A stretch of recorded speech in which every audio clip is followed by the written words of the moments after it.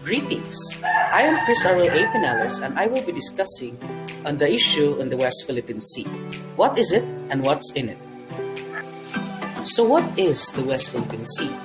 The West Philippine Sea is the official designation by the Philippine government of eastern parts of the South China Sea which are included in the Philippine Exclusive Economic Zone.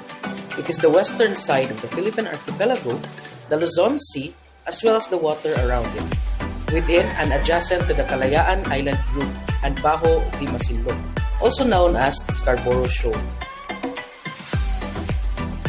So pointers on the issue. The issue is instated in the video attachment with this video. So here are some pointers. First, we are not alone in the fight. So many countries are fighting for that maritime waters. Next is China bases its claim on the 9-dash line. So the main claim of China is their 9-dash line, which is a region of maritime waters extending from their mainland.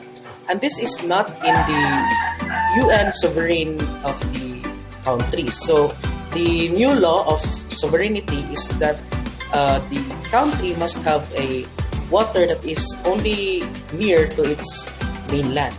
Next is the maritime waters is very essential in the trade and economy of the Philippines. So these maritime waters have many trade routes which are essential in the economy of the Philippines. And lastly, China started militarizing the area to enforce their claim, leaving the other countries in shackles in using the area. So now China has set up artificial islands in the area and started militarizing them. That's why it deepened the issue on the West Philippine Sea. So what is in this West Philippine Sea? Why are we opting to fight for it? First and foremost, the West Philippine Sea has essential trade routes. So these trade routes are essential in the economy of a country. So since many of these trade routes are in the West Philippine Sea, which is claimed by China, then it is possible that they will lock their waters and stop the trade routes in the future. Next is the West Philippine Sea has many undiscovered natural resources. So the area is looting with many oil and natural gas that is essential, especially in our developing country. Next, it is very essential to the economy because the affected area is the EEZ of the Philippines, or the Exclusive Economic Zone. So it is literally the area in which the economy of the Philippines depend on for its economy.